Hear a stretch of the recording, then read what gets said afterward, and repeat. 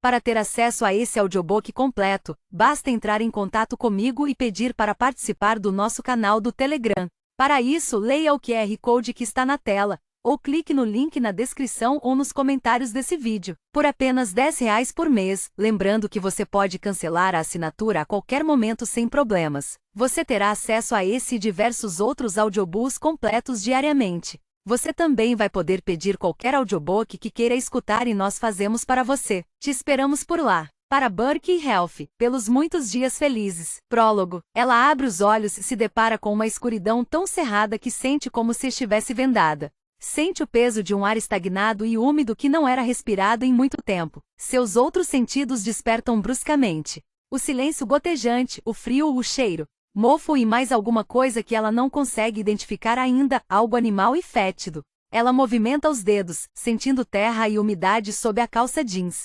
Agora está lembrando. Como chegou ali e por que isso aconteceu. Como ela pôde ter sido tão burra? Ela contém a torrente ácida de pânico e tenta se sentar, mas é impossível. Ela enche os pulmões e grita, sua voz ecoando nas paredes. Grita, grita e grita até sua garganta arder, mas ninguém vem. Porque ninguém consegue escutar. Ela fecha os olhos outra vez, sentindo lágrimas quentes de raiva escorrerem pelo rosto. Ela está rígida de indignação e recriminação, e não tem consciência de nada mais até que aterrorizada. Ela sente as primeiras patinhas afiadas começarem a se movimentar sobre sua pele. Alguém disse que abril é o mês mais cruel, não foi? Bem, quem quer que tenha sido não era detetive. A crueldade pode ocorrer a qualquer hora, eu sei, eu já vi. Mas o clima frio e os dias escuros de algum modo amortecem sua contundência. Luz do sol, o canto de passarinhos e céus azuis podem ser brutais nesse trabalho. Talvez o problema seja o contraste. Morte e esperança. Esta história começa com esperança.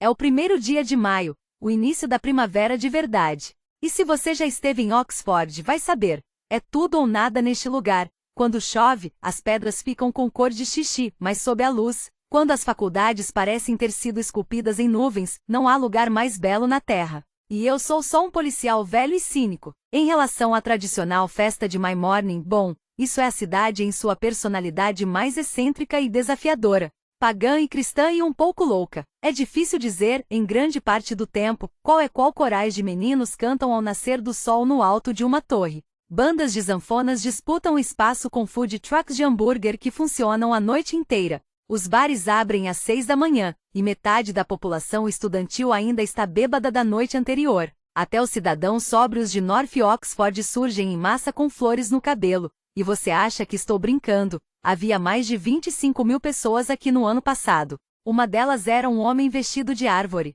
Acho que você captou a ideia. Então, de um jeito ou de outro, é um dia especial no calendário da polícia. E é um dia longo para os policiais uniformizados, não curto. O início do turno logo cedo pela manhã pode ser um problema, mas costuma ser tranquilo, e em grande parte ficamos bebendo café e comendo sanduíches de bacon. Ou pelo menos ficávamos, na última vez que fiz isso. Mas isso era quando eu ainda usava uniforme. Antes de me tornar detetive. Antes de me tornar inspetor detetive. Mas este ano é diferente. Este ano o problema não é apenas acordar muito cedo. Quando Mark Seston chega a casa, está quase 1 hora atrasado. Devia ser uma viagem rápida àquela hora da manhã, mas o trânsito na M40 estava completamente congestionado, e o engarrafamento se estendia até a Banbury Road. E quando ele entra na Frampton Road, há a caminhonete de um empreiteiro bloqueando a entrada da sua garagem. Seston xinga, engrena ré no Cayenne e récua cantando pneu. Então abre a porta e sai para a rua, evitando por pouco uma poça de vômito no asfalto. Ele olha enojado, verificando seus sapatos. O que está acontecendo com a droga da cidade esta manhã? Ele tranca o carro, vai andando até a porta da frente, então enfia as mãos nos bolsos procurando pelas chaves. Pelo menos tinham tirado o andaime. A negociação demorou muito mais do que o esperado, mas as obras deveriam terminar até o Natal, se eles tivessem sorte. Ele perdeu um leilão por uma casa do outro lado da Woodstock Road e teve que aumentar o lance para comprar essa, mas quando estiver pronta, vai ser uma mina de ouro. O mercado imobiliário no restante do país podia estar em baixa, mas com os chineses e os russos, os preços nunca pareciam baixar nessa cidade.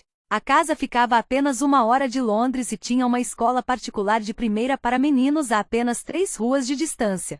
Sua mulher não gostou da ideia de uma casa geminada, mas ele disse a ela: dê só uma olhada, é enorme. Estilo vitoriano legítimo, com 4 andares e um porão que ele planeja reformar e transformar em uma adega moderna e em um complexo cinematográfico. Não que ele já tenha contado isso para a mulher. E só um velho idiota morando na casa ao lado. Ele não vai fazer muitas festas de arromba, não é? E sim, o jardim dele é descuidado, mas eles sempre podem botar umas treliças. O paisagista disse alguma coisa sobre árvores entrelaçadas. 1000 libras por unidade, mas é uma cobertura instantânea. Embora nem isso resolva o problema da frente. Ele olha para o cortina enferrujado e apoiado em tijolos em frente ao número 33 e para as 3 bicicletas acorrentadas a uma árvore, a pilha de paletes apodrecidos e os sacos plásticos pretos derramando latas de cerveja vazias na calçada. Eles estavam ali na última vez que ele foi até lá, 2 semanas atrás. Ele enfiou um bilhete pela porta pedindo ao velho idiota para tirá-los dali. Ele nitidamente não tinha feito isso. A porta se abre. É Knight, seu arquiteto, com um rolo de plantas nas mãos. Ele dá um sorriso largo e acena para que seu cliente entre. Senhor Sexton, é bom vê-lo outra vez. Acho que vai ficar satisfeito com o progresso que fizemos. Tomara, disse Sexton com uma ironia pesada. Esta manhã não tem como ficar muito pior. Vamos começar pelo último andar. Os 2 homens sobem, e seus pés trovejam na madeira nua. No andar de cima, a rádio local está a todo volume, e há operários na maioria dos aposentos.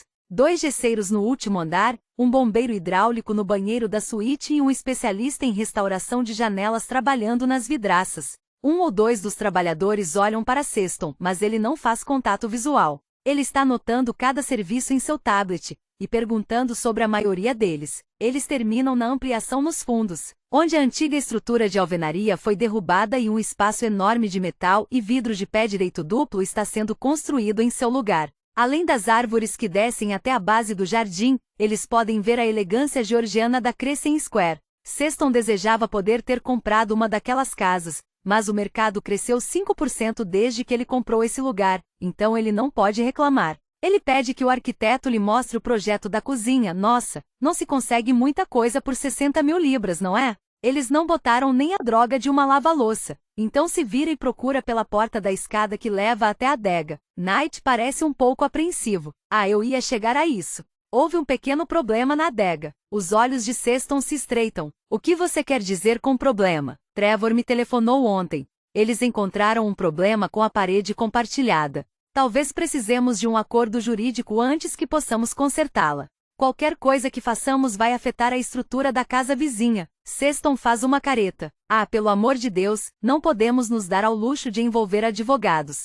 O que houve? Eles começaram a tirar o reboco para poderem instalar a nova fiação, mas parte da alvenaria estava em condições muito ruins. Deus sabe quanto tempo fazia que a senhora Pardell não ia lá embaixo. Velha idiota, murmura Sexton, o que Knight decide ignorar. Esse é um trabalho muito lucrativo. De qualquer forma, continua o arquiteto, um dos rapazes não percebeu rápido o suficiente com o que estava lidando. Mas não se preocupe, amanhã vamos trazer um engenheiro estrutural aqui. Mas Sexton já o afastou e passou por ele. Quero ver por mim mesmo. A lâmpada na escada do porão tremeluz friamente enquanto os 2 descem. Todo lugar cheira a mofo. Cuidado onde pisa, avisa Knight. Alguns desses degraus não são seguros. Você pode quebrar o pescoço aqui no escuro. Você tem uma lanterna? Pergunta Sexton, alguns metros à frente. Não consigo ver nada. Knight passa uma para ele, e Sexton a acende. Ele vê o problema imediatamente. A pintura está estufada no que resta do velho reboco amarelado, e por baixo, a maioria dos tijolos está se desfazendo com mofo seco e cinza. Há uma rachadura da largura de seu dedo do chão ao teto que não estava ali antes. Cacete, será que vamos precisar escorar a casa inteira agora? Como o inspetor não viu isso? Knight parece querer se desculpar. A senhora Pardell tinha várias coisas empilhadas junto daquela parede. Ele não deve ter conseguido olhar atrás delas. E mais importante, como ninguém estava monitorando o cretino que arrancou um pedaço da minha parede, porra. Ele pega uma das ferramentas no chão e começa a futucar os tijolos. O arquiteto dá um passo à frente e intervém. Sério, eu não faria isso. Um tijolo cai, depois outro, e então um pedaço de cantaria se solta e cai a seus pés em meio à poeira. Dessa vez, os sapatos de Sexton não escapam da sujeira, mas ele não percebe. Ele está olhando, de boca aberta, para a parede. Tem um buraco, talvez com 5 centímetros de largura, e do outro lado, no escuro, um rosto. No distrito policial da St. Audates, O recém-promovido sargento detetive Garrett Kim está em seu segundo café e terceira rodada de torradas, com a gravata cara jogada por cima do ombro para protegê-la de farelos. A gravata cara que combina com o terno caro e com a aura de ser um pouco inteligente demais para ser um policial comum. O departamento de investigação criminal está praticamente vazio. Só Chris Gillingham e Verity Everett chegaram até agora. A equipe não está com nenhum caso grande no momento, e o inspetor detetive Favley ficará o dia inteiro fora em uma conferência. Então todo mundo apreciou a indulgência rara de poder chegar mais tarde ao trabalho, seguida pela perspectiva sempre sedutora de botar a papelada em dia. Ao momento, com a poeira flutuando nos feixes de luz do sol que entram enviesados através das persianas, o farfalhar do jornal de Kim, o cheiro de café. Então o telefone toca. São 9h17. Kim estende a mão e atende. Departamento de Investigação Criminal. Então, merda. Tem certeza? Gillingham e Everett erguem os olhos. Gillingham é sempre descrito como robusto e sólido, e não só porque engordou alguns quilos nos últimos anos. Ele, ao contrário de Kim, não foi promovido a sargento detetive e, considerando sua idade, agora provavelmente não vai mais ser. Mas não o julgue por isso. Toda equipe de investigação criminal precisa de um Gillingham, e se você estivesse se afogando, era ele que ia querer na outra ponta da corda. Quanto a Everett, ela é outra pessoa que você não pode se dar ao luxo de julgar pelas aparências. Eve pode se parecer com Miss Marple quando tinha 35 anos, e é igualmente rígida. Ou, como Gillingham sempre diz, ela com certeza foi um cão de caça em uma vida anterior, que ainda está falando ao telefone. E ninguém está atendendo na casa ao lado? Certo. Não, nós vamos cuidar disso. Diga ao policial para nos encontrar lá, e cuide para que eles mandem pelo menos uma policial mulher. Gillingham já está pegando seu paletó. Kim desliga o telefone e dá uma última mordida em sua torrada enquanto se levanta. Era central. Alguém ligou da Frampton Road. Diz que tem uma garota no porão da casa ao lado. No porão? Pergunta Everett, arregalando os olhos. Alguém quebrou a parede por engano. Tem um velho vivendo na casa, aparentemente. Mas ele não está atendendo a porta. Ah, merda. É mais ou menos isso. Quando os três estacionam em frente à casa, uma multidão já está se formando. Alguns deles são nitidamente os operários do número 31, felizes por qualquer desculpa para parar de trabalhar que não lhes crie mais problemas com Sexton. Outros são provavelmente vizinhos. E há um punhado de pessoas que estavam na festa com flores nos chapéus e latas de cerveja na mão que sem dúvida parecem ter bebido além da conta. A atmosfera já um pouco surreal é complementada pela vaca de plástico em tamanho real parada junto ao meio-fio, coberta com uma toalha de mesa floral e com narcisos amarrados aos chifres. Alguns dançarinos de Maurice, uma tradicional dança folclórica inglesa, começaram uma performance improvisada na calçada. Minha nossa, diz Gillingham quando Kim desliga o motor. Você acha que podemos multá-los por estacionar aquela coisa sem autorização? Eles saem e atravessam a rua, no momento em que dois carros de polícia estacionam em frente ao número 33. Uma das mulheres na multidão assovia para Kim e começa a rir quando ele se vira para olhá-la. 3 policiais uniformizados saem dos carros e se juntam a eles. Um tem um ariete. A policial é Erica Sommer. Gillingham percebe uma troca de olhares entre ela e Kim e vê o sorriso nos olhos dela pelo embaraço dele. Ah, então eu estava certo, pensa. Ele desconfiava que podia haver alguma coisa rolando entre aqueles dois. Como disse para Janete na outra noite, ele pegou os dois conversando perto da máquina de café vezes demais para ser apenas coincidência. Não que ele possa culpar Kim, Erica é mesmo muito bonita, mesmo usando uniforme e coturnos. Ele só torce para que ela não espere demais. Se Kim fosse um cachorro, ninguém ia chamá-lo de Fido. Nós sabemos o nome da pessoa que mora aqui? Pergunta Kim. O nome dele é William Harper, sargento, responde Sommer. Nós chamamos uma ambulância, caso haja mesmo uma garota ali. Eu sei muito bem o que eu vi, cacete. Kim se vira. É um homem usando o tipo de terno que Kim compraria se tivesse dinheiro. Bem cortado e acinturado, feito de seda e com um forro de cetim vermelho que se destaca com a camisa xadrez roxa e a gravata rosa. Ele tem Mauricinho escrito por todo ele. Assim como muito furioso. Vejam, diz o homem. Quanto tempo isso vai levar? Tenho uma reunião com meu advogado às 3 da tarde, e se o trânsito estiver tão ruim quanto estava vindo para cá? Desculpe, o senhor é? Mark Sexton. Da casa ao lado. Sou o proprietário. Então foi o senhor que nos telefonou? Fui eu. Eu estava no porão com meu arquiteto, e parte da parede cedeu. Tem uma garota ali dentro. Eu sei o que vi e diferente dessa gente não estou bêbado. Perguntem a Knight, ele também viu. Certo, diz Kim gesticulando para que o policial com o ariete fosse até a porta. Vamos em frente. E controle aquele pessoal na calçada, está bem? Eles estão parecendo o pessoal de sacrifício. Quando Kim se afasta, Sexton o chama outra vez. Ei, e os meus operários? Quando eles podem entrar novamente? Kim o ignora, mas quando Gislingon passa, ele lhe dá um tapinha no ombro. Desculpe, parceiro, diz com um sorriso. Essa reforma elegante vai ter que esperar. Na escada da frente, Kim bate na porta. Sr. Harper, polícia de Thames Valley. Se estiver aí, por favor, abra a porta, ou vamos ser forçados a arrombá-la. Silêncio. Está bem, diz Kim, acenando com a cabeça para o policial uniformizado. Vá em frente. A porta é mais forte do que parece, considerando o estado do resto da casa, mas as dobradiças se soltam no terceiro golpe. Alguém na multidão aplaude de um jeito embriagado. O restante chega para a frente se esforçando para ver. Kim e Gislingon entram e fecham a porta às suas costas. Dentro da casa, tudo está imóvel. Eles ainda podem ouvir os sinos dos dançarinos de Maurice, e moscas estão zumbindo em algum lugar no ar bolorento. O lugar nitidamente tinha parado no tempo décadas atrás. O papel de parede está todo descascado, e o teto, solto e estufado com manchas marrons. Há jornais espalhados pelo chão. Kim segue lentamente pelo corredor, as velhas tábuas rangendo, os sapatos se arrastando sobre papel. Tem alguém aqui?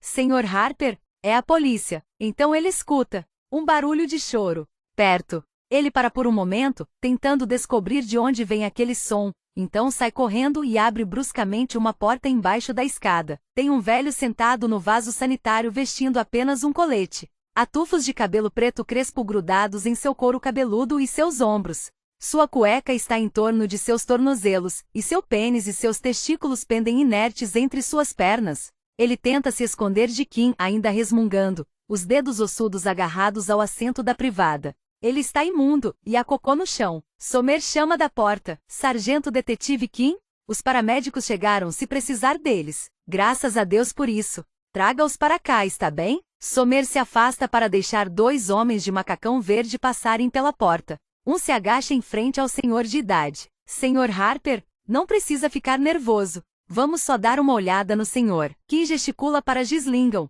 e os dois se afastam na direção da cozinha. Gislingon dá um assovio quando eles entram no cômodo. Alguém ligue para o Museu Victoria e Albert. Um fogão a gás antigo, azulejos marrom e laranja dos anos 1970, uma pia de metal, uma mesa de fórmica com 4 cadeiras que não combinam entre si. E todas as superfícies cobertas de louça suja, garrafas de cerveja vazias e latas de alimentos parcialmente comidas cheias de moscas. Todas as janelas estão fechadas, e o linóleo sob seus pés gruda na sola dos sapatos. Tem uma porta de vidro com uma cortina de contas que leva a uma estufa, e outra porta que deve levar ao porão. Ela está trancada, mas há várias chaves em um prego. Gislingon as pega e precisa de 3 tentativas para encontrar a certa, mas, embora a chave esteja enferrujada, ela gira sem resistência. Ele abre a porta e acende a luz, então chega para o lado e deixa que entrar primeiro. Eles descem devagar, degrau por degrau, a faixa de neon sibilando acima de suas cabeças. Olá? Tem alguém aqui embaixo? A luz é fraca, mas suficiente para eles verem. O porão está vazio. Há caixas de papelão, sacos de plástico preto, uma luminária antiga, uma banheira de metal cheia de lixo. Mas, fora isso, nada. Eles ficam ali parados, olhando um para o outro, com o coração batendo tão alto que eles mal conseguem ouvir qualquer outra coisa. Então, o que foi isso? Sussurra Gislingon.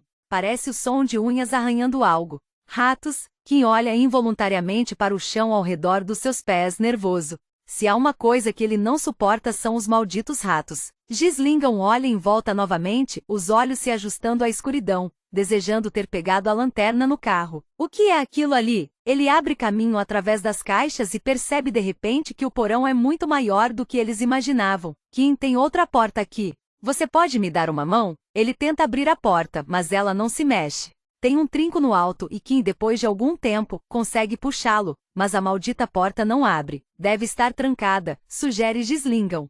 Você ainda está com aquelas chaves? É ainda pior encontrar a chave certa à meia luz, mas eles conseguem. Forçam a porta com o ombro e lentamente a empurram para frente até que uma onda de ar estagnado os atinge, e eles precisam levar a mão à boca por causa do fedor. Há uma jovem deitada no chão de concreto usando uma calça jeans rasgada no joelho e um cardigã esfarrapado que provavelmente tinha sido amarelo. A boca dela está aberta e os olhos fechados. Sua pele está muito pálida sob a luz fraca. Mas tem outra coisa. Algo para o qual nada os preparou. Sentada ao seu lado puxando seu cabelo. Uma criança. E onde eu estava quando tudo isso aconteceu? Eu adoraria dizer que estava envolvido com algo impressionante feito à agência especial da polícia ou com ações de contra-terrorismo, mas a triste verdade é que eu estava em um curso de treinamento em Warwick, policiamento comunitário no século XXI, para inspetores e seus superiores. Nós não somos sortudos?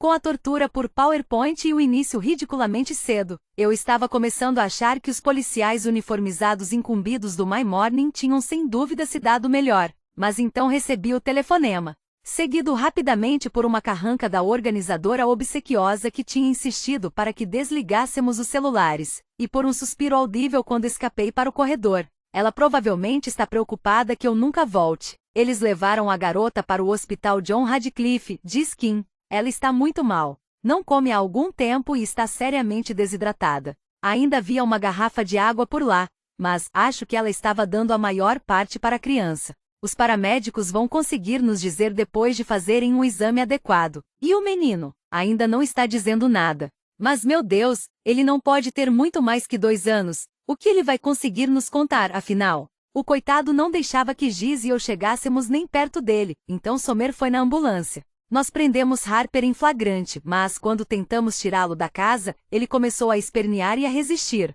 Acho que é Alzheimer. Olhe, sei que não preciso dizer isso, mas se Harper é um adulto vulnerável, é mais importante do que nunca fazermos tudo de acordo com as regras. Eu sei. Já me adiantei e liguei para o serviço social. E não só por causa dele. O menino também vai precisar de ajuda. Há um silêncio. E desconfio que nós dois estejamos pensando a mesma coisa. É bem possível que estejamos lidando com uma criança que não conhece nada além daquele porão, que nasceu lá embaixo no escuro. Está bem, digo. Estou saindo agora. Chego por volta do meio-dia.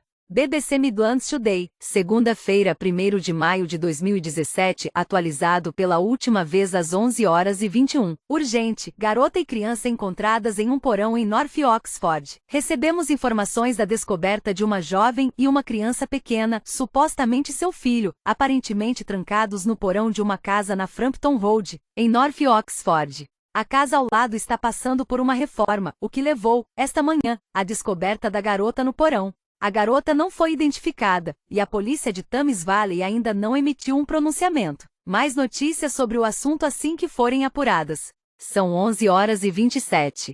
Na sala de testemunhas em Kidlington, Ghislaine está observando Harper na imagem de vídeo. Ele agora está de camisa e calça, e está sentado encurvado no sofá. Há um assistente social ao lado dele em uma cadeira de espaldar reto, falando com ele atentamente, e uma mulher da equipe de saúde mental observando a alguns metros de distância. Harper parece irrequieto. Ele está se remexendo, movendo uma perna para cima e para baixo, mas dá para perceber, mesmo com o som desligado, que está coerente. Pelo menos por enquanto. Harper está olhando para o assistente social com irritação, desdenhando do que ele diz com acenos de uma mão rígida e enrugada. A porta se abre, e Ghislaine se vira e vê Kim se aproximar, jogar uma pasta na mesa e se encostar na escrivaninha. Everett foi direto para o hospital, então ela vai entrevistar a garota assim que tivermos permissão. Eric, ele enrubesce. A policial Somer voltou para Frampton Road para coordenar o porta a porta. E Shallows foi com a equipe da perícia forense. Ele faz uma anotação no arquivo e bota a caneta atrás da orelha.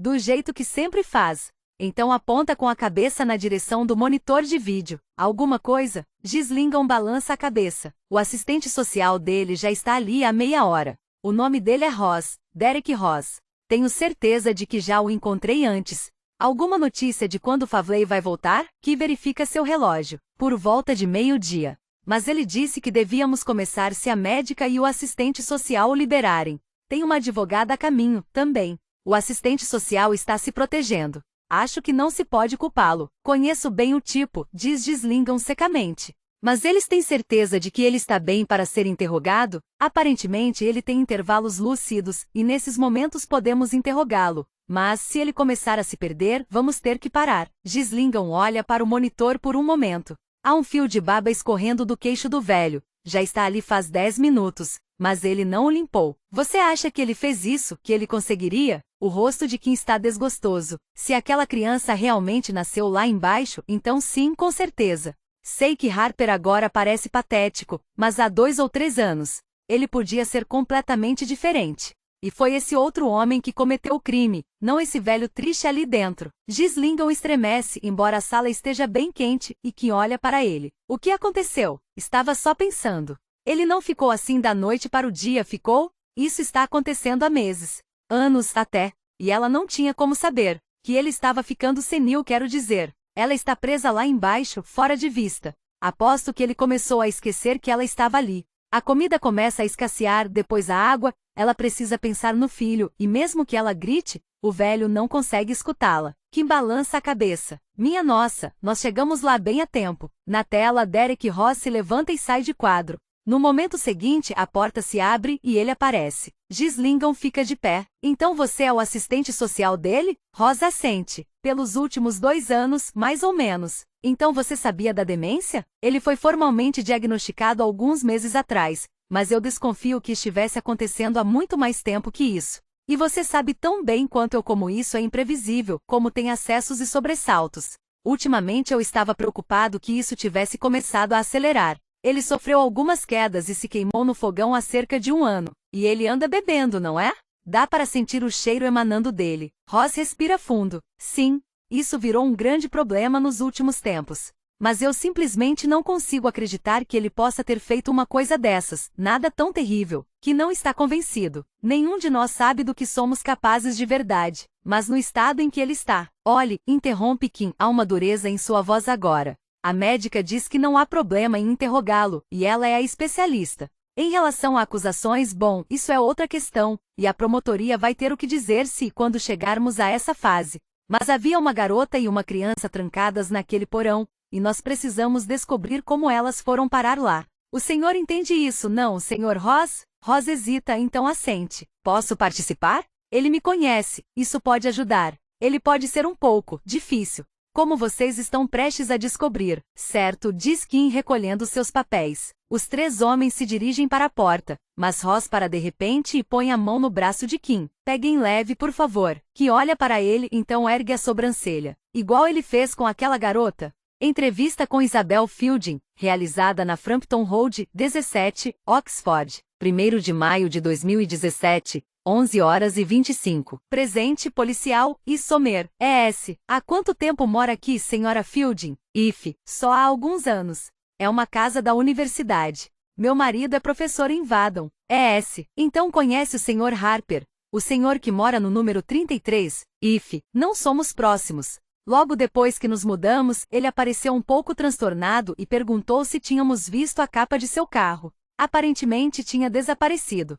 Foi um pouco estranho, já que seu carro, na verdade, não vai a lugar nenhum. Mas achamos que ele fosse só um pouco, sabe, excêntrico. Tem muito disso. Por aqui quero dizer, muitos personagens. Alguns deles eram acadêmicos, então viveram aqui por muito tempo. Acho que muitos deles simplesmente chegaram a um estágio roxo e gatos e não estão mais nem aí. ES, roxo e gatos. IF, sabe, igual ao poema. Quando envelhecer, vou começar a usar roxo, ou seja lá como for. Quando se chega à idade em que você simplesmente não se importa mais com nada. ES, e o senhor Harper não se importava? IF, ele estava sempre andando por aí, falando sozinho, usando roupas estranhas, luvas de lã no meio do verão, pijamas na rua, esse tipo de coisa. Mas ele é basicamente inofensivo. Pausa, desculpe, isso saiu errado, eu não quis. ES, está tudo bem, senhora Fielding. Sei o que a senhora quis dizer. Então, senhor Harper, meu nome é Sargento Detetive Garrett Kim, e meu colega aqui é o Detetive Chris Ghislaine.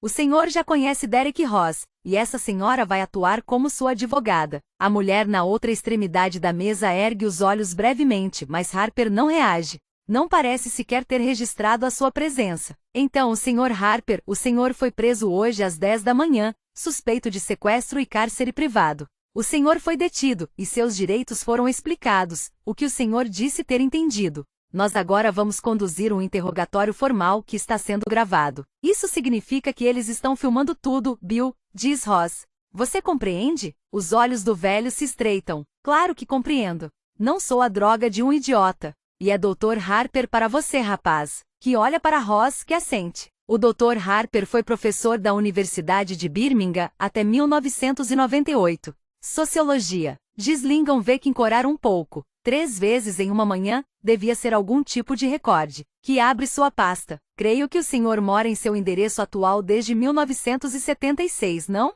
Mesmo trabalhando em Birmingham, Harper olha para ele como se estivesse sendo deliberadamente estúpido. Birmingham é uma merda. E o senhor se mudou para cá em 1976? Nada disso. Foi em 11 de dezembro de 1975, diz Harper. O aniversário da minha mulher. A primeira esposa do Dr. Harper morreu em 1999, explica Ross rapidamente. Ele se casou novamente em 2001. Mas infelizmente a segunda senhora Harper morreu em um acidente de carro em 2010. Vaca idiota, diz Harper alto. Só sabia beber. Aquela lá. Ross olha para a advogada, ele parece envergonhado. O legista descobriu que a senhora Harper tinha níveis elevados de álcool no sangue no momento do acidente. O Dr. Harper tem algum filho? Harper estende a mão e bate na mesa em frente a Kim. Fale comigo, rapaz. Fale comigo. Não com esse idiota. Kim se volta para ele. Então, o senhor tem? Harper faz uma careta. N? Vaca gorda. Kim pega a caneta. Sua filha se chama N? Não, interrompe Ross. Bill fica um pouco confuso. N era uma vizinha que morava no número 48. Uma mulher muito simpática aparentemente. Ela costumava aparecer para ver se Bill estava bem, mas se mudou para o Canadá em 2014 para ficar mais perto do filho. Ela quer usar o escape, a vaca besta. Eu disse a ela que não teria uma daquelas coisas em casa, que olha para Ross. Ele quer dizer Skype. Mas ele não usa computador, por isso não havia a menor chance. Mais nenhuma família? O rosto de Ross fica inexpressivo. Não que eu saiba. Sem dúvida tem um filho. Mas não consigo de jeito nenhum me lembrar do nome. Somer está na porta do número 7 há pelo menos 15 minutos. Ela está desejando, agora, ter aceitado a oferta de chá. Mas se tivesse feito isso talvez ficasse ali o dia inteiro. A senhora Gibson praticamente ainda não tinha nem tomado fôlego. Um filho, a senhora acha? Diz Somer, folheando suas anotações até o início. Mas ninguém o mencionou. Bom, isso não me surpreende. As pessoas por aqui não gostam de se envolver. Não como quando eu era pequena. Naquela época as pessoas cuidavam umas das outras. Todo mundo sabia quem eram seus vizinhos. Eu não tenho ideia de quem são esses yuppies. Mas a senhora tem certeza de que sem dúvida há um filho, John? É isso. Eu sabia que ia acabar lembrando. Mas não o vejo por aqui há um bom tempo. Um sujeito de meia idade. Cabelo grisalho. Somer faz uma anotação. E quando a senhora acha que o viu pela última vez? Tem um barulho no vestíbulo por trás. E a senhora Gibson se vira para fazer um som e pedir silêncio antes de fechar um pouco mais a porta. Desculpe, querida. A droga da gata sempre tenta sair pela frente se eu deixo. Ela tem uma portinhola nos fundos, mas você sabe como são os gatos, sempre fazem o que não devem, e siameses são ainda piores. O filho do Sr. Harper, Sra. Gibson. Ah, é bom. Agora que você mencionou, acho que deve ter sido há alguns anos. A Sra. Gibson faz uma careta. E a senhora sabe se o Sr. Harper recebe algum outro visitante? Bom, tem um assistente social, eu acho. Ele não serve para muita coisa. Kim respira fundo. Harper olha para ele. O que foi, rapaz? Diga logo, porra, pelo amor de Deus. Não fique só aí sentado com cara de quem está tentando cagar. Nesse momento, até a advogada parece envergonhada. Dr. Harper, o senhor sabe por que a polícia foi à sua casa esta manhã? Harper se encosta na cadeira. Não tenho a mínima ideia. Provavelmente aquele babaca do lado reclamando das latas de lixo. Imbecil. Kim e Gillingham trocam um olhar. Os dois já estiveram em interrogatórios suficientes para saber que esse é o momento. Muito poucas pessoas culpadas, mesmo os melhores e mais treinados mentirosos, conseguem controlar seu corpo tão bem para não darem nenhum sinal. Seja um tremor nos olhos, uma contorção repentina das mãos, quase sempre tem alguma coisa. Mas agora não. O rosto de Harper está inexpressivo, nenhum recuo cauteloso, nenhuma tentativa de demonstrar excesso de confiança. Nada, e eu não tenho a porra de uma TV, que olha para ele. Desculpe, Harper chega para a frente na cadeira. Imbecil. Eu não tenho a porra de uma TV. Ross lança um olhar nervoso para Kim. Acho que o Dr. Harper está tentando dizer é que ele não precisa de uma licença de TV. Ele acha que foi por isso que vocês o trouxeram para cá. Harper chega bruscamente para frente e mete o dedo na cara de Gizlingham. Eu não tenho a porra de uma TV. Kim vê a expressão de alarme nos olhos de Ross.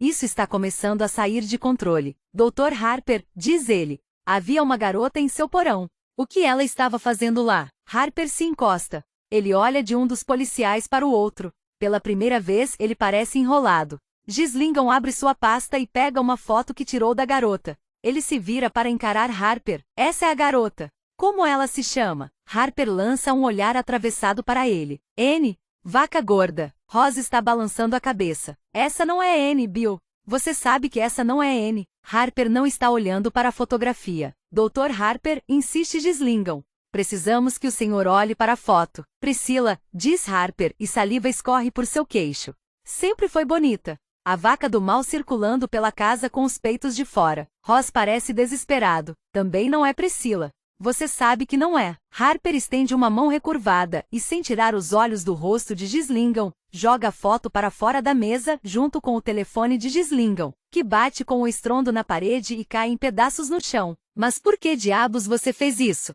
Grita Gizlingham se levantando da cadeira. Dr. Harper, diz Kim agora com os dentes cerrados. Essa jovem está atualmente no Hospital John Radcliffe, onde os médicos vão fazer nela um exame completo.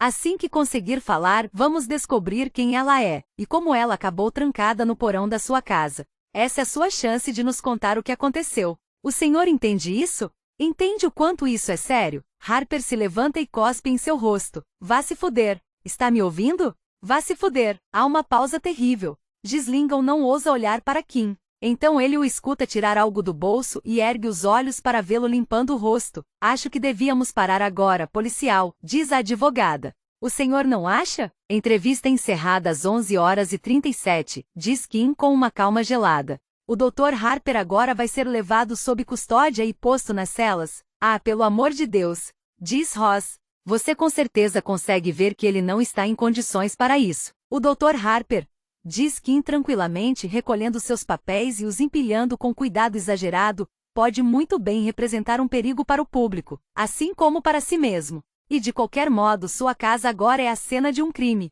Ele não pode voltar para lá. Kim se levanta e anda na direção da porta, mas Ross sai em seu encalço e o segue até o corredor. Vou encontrar um lugar para ele ficar, diz ele. Um lar de idosos. Algum lugar onde possamos ficar de olho nele. Kim se vira tão repentinamente que os dois ficam a poucos centímetros de distância. Ficar de olho nele? Diz com raiva. É isso que você tem feito todos esses meses, ficar de olho nele? Ross recua com o rosto branco. Olhe, mas que não desiste. Há quanto tempo você acha que ela estava lá embaixo, hein? Ela e aquela criança? 2 anos, 3? E durante esse tempo todo, você foi àquela casa, ficando de olho nele, uma semana atrás da outra. Você é a única droga de pessoa que estava indo lá. Você está me dizendo seriamente que não sabia?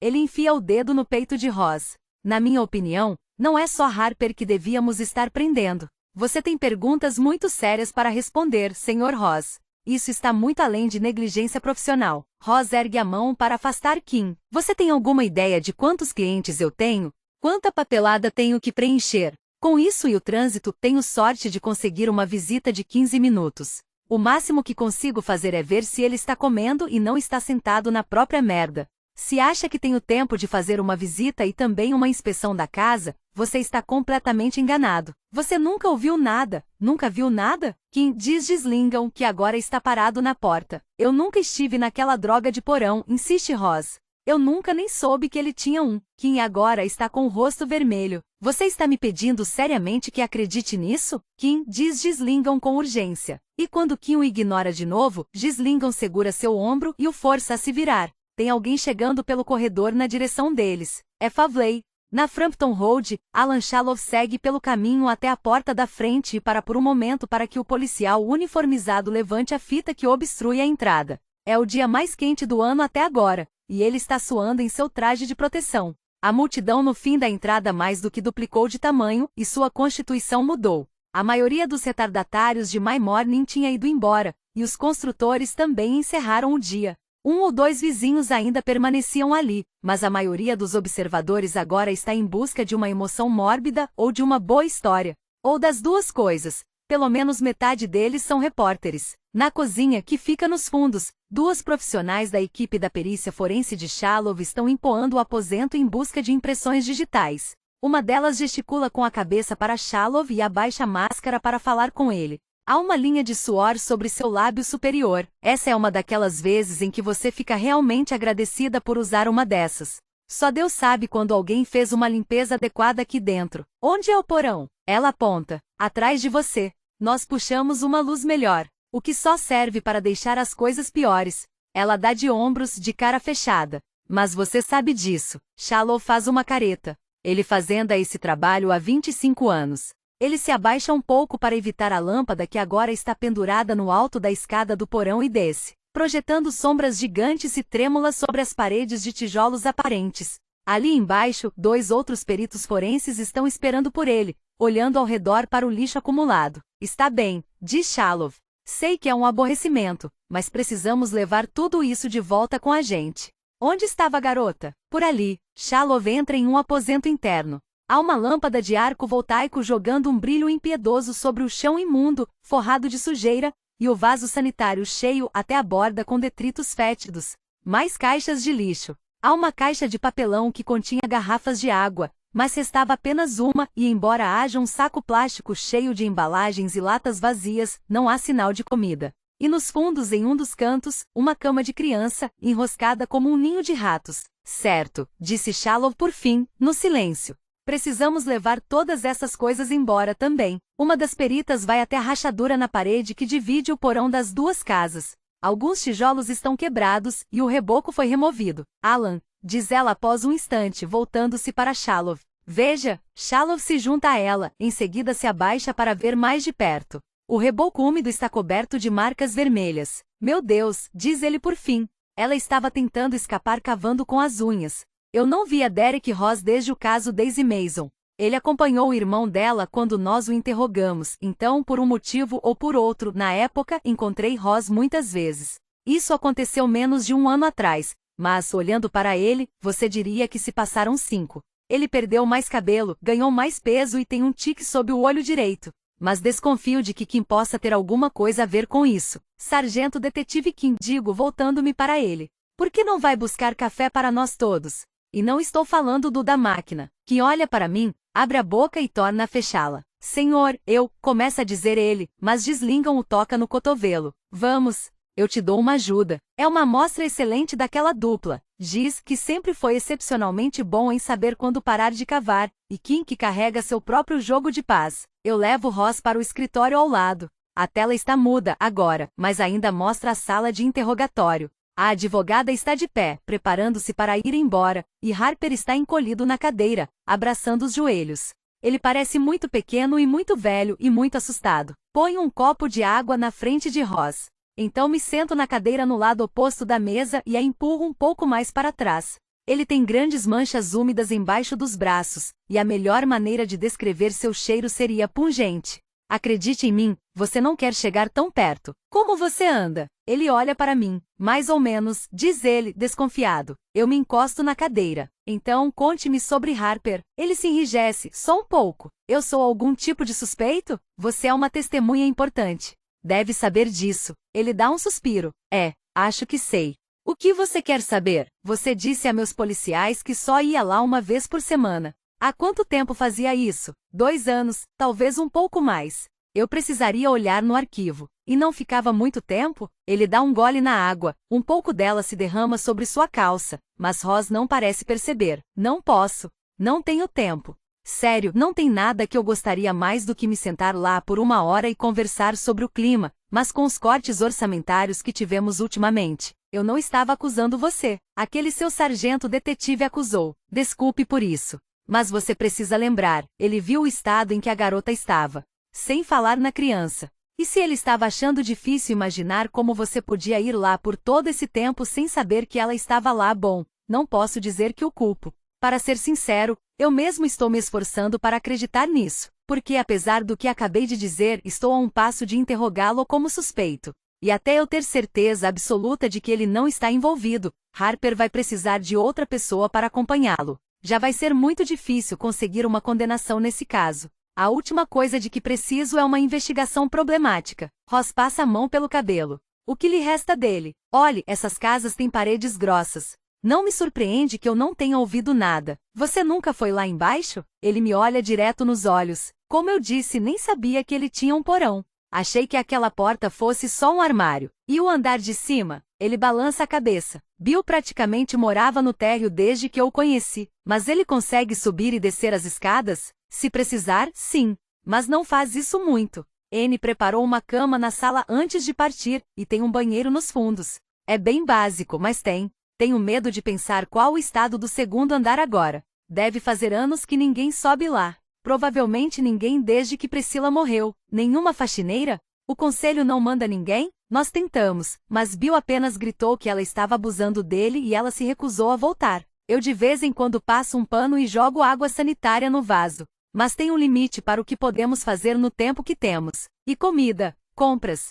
Você também faz isso? Quando tiraram sua carteira de motorista, eu consegui que uma obra de caridade local para idosos organizasse para ele uma entrega regular do supermercado. Isso foi há cerca de 1 ano e meio. Há uma ordem permanente em sua conta bancária. Ele tem muito dinheiro. Bom, talvez não muito, mas o suficiente. Por que ele não se muda dali? Aquela casa deve valer uma fortuna. Mesmo naquele estado, Ross faz uma careta. O idiota da casa ao lado pagou mais de 3 milhões. Mas Bill se recusa a ir para um lar de idosos. A artrite dele piorou bastante no último mês, e agora o médico vai começar a medicá-lo para o Alzheimer. E Harper vai precisar ser monitorado para garantir que tome os remédios direito. Eu não tenho como fazer isso. Se ele ficar naquela casa sozinho, é só questão de tempo antes que haja algum tipo de acidente. Como eu disse, ele já se queimou uma vez. Ele sabia que você queria que ele se mudasse? Derek respira fundo. Sabia, sim. Eu conversei com ele há cerca de 1 mês e meio e tentei explicar tudo.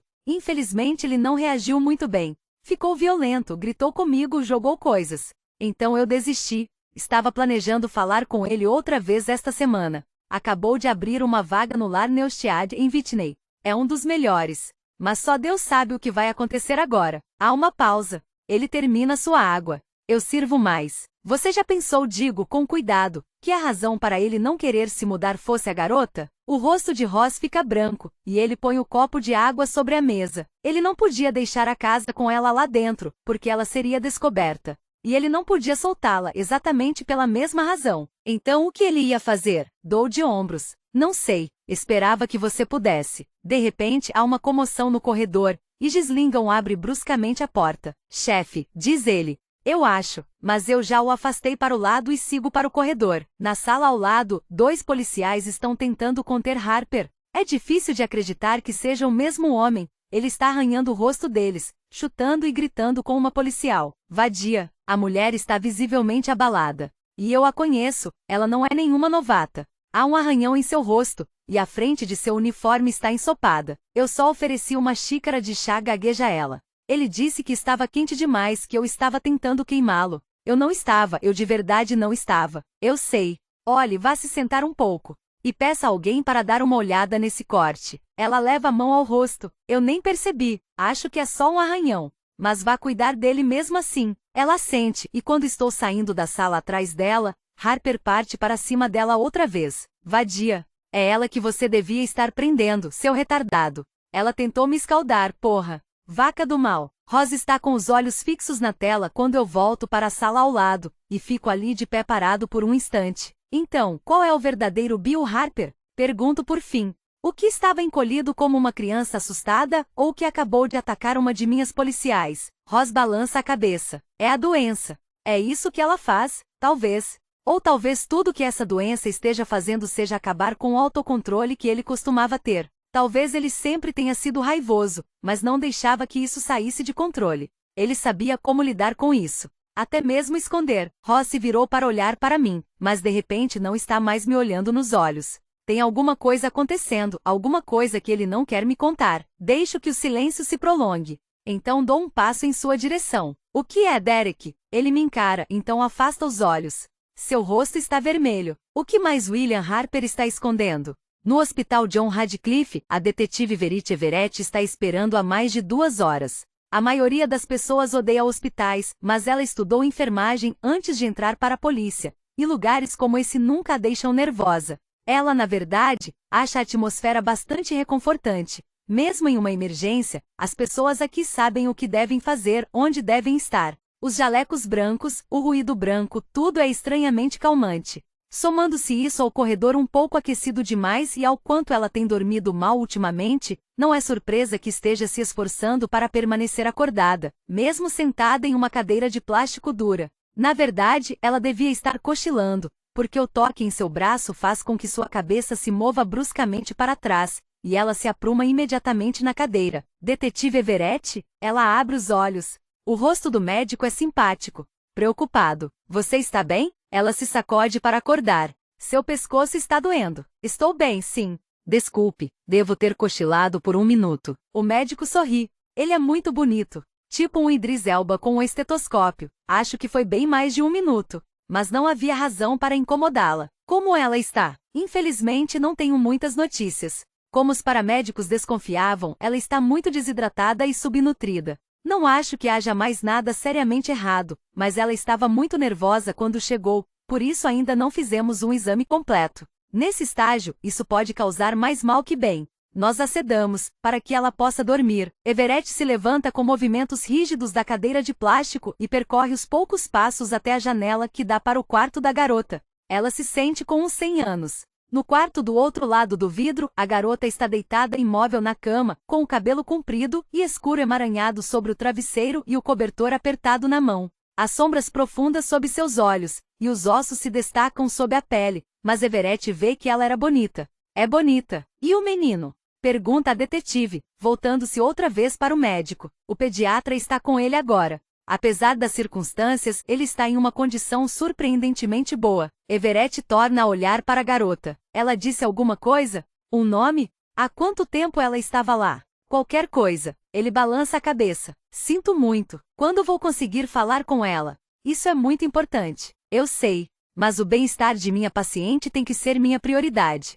Pode demorar um pouco, mas ela vai ficar bem? Ele vai até a janela e olha para o rosto ansioso de Everett. Para ser honesto, estou mais preocupado com a saúde mental dela. Depois de tudo pelo que ela passou, agora o sono é o melhor remédio. Depois disso, bom, simplesmente vamos ter que esperar para ver. Derek, fale comigo. Se você viu alguma coisa que possa nos ajudar. Ele ergue os olhos. Ross está apertando o copo com tanta força que o plástico racha de repente. A água despenca sobre suas mãos e em sua calça. Está bem, diz ele por fim, se enxugando. Foi há cerca de 6 meses. Em dezembro, eu acho. Uma das vizinhas disse que o viu na rua só de chinelo, por isso dei uma olhada para ver se conseguia encontrar seus sapatos. Ele tinha começado a perder coisas, deixava em um lugar e se esquecia onde. Imaginei que provavelmente estivessem embaixo da cama. E estavam? Ele balança a cabeça. Não, mas encontrei uma caixa. A maior parte do conteúdo eram revistas. Eu não preciso de uma insinuação. Pornografia? Ele hesita, então assente. Coisa pesada. Bondage. S&M tortura. Ou pelo menos, era o que parecia. Não fiquei olhando muito de perto, ao contrário do que Harper deve ter feito. Não que Ross diga isso. Há um silêncio. Não surpreende que ele estivesse cauteloso em me contar. Onde você acha que ele conseguiu isso? Digo por fim. Ele dá de ombros. Não na internet, isso eu sei. Mas provavelmente dá para conseguir esse tipo de coisa em pequenos anúncios nas revistas masculinas. Na época, ele ainda fazia compras de vez em quando. A caixa ainda está lá? Provavelmente. Eu apenas a empurrei de volta para o lugar onde a encontrei. Se ele percebeu, nunca disse nada. Mas mesmo aceitando que ele tinha esse tipo de gosto, há uma grande diferença entre ver revistas pornográficas e sequestrar uma garota e trancá-la na droga do porão. Pessoalmente não tenho tanta certeza. Eu também já vi o estrago da demência e torno a me perguntar sobre os meses em que a doença surgiu pela primeira vez e ninguém, nem mesmo Harper, sabia que ela estava lá. Quando ele ainda tinha sua força de vontade, sua força física, mas sua personalidade tinha começado a se encolher e endurecer. Ele se tornou mesmo um homem completamente diferente ou apenas uma versão mais fria e cruel do que era antes? Eu me levanto e vou para o corredor, deixando o Ross sozinho na sala. Giz está perto da máquina de refrigerante e vem até mim. Descobriu alguma coisa? Pergunta. Não muito. Ross disse que encontrou uma pilha de revistas de pornografia barra pesada na casa há alguns meses, então fale com Shallow e se assegure de que eles verifiquem a casa inteira, não só o porão e o térreo. É possível que haja outras coisas lá. Está bem, e vamos começar a verificar os antecedentes de Harper. Falar com a universidade onde ele trabalhou. 1998 não é assim tanto tempo atrás, ainda deve haver alguém que se lembre dele por lá.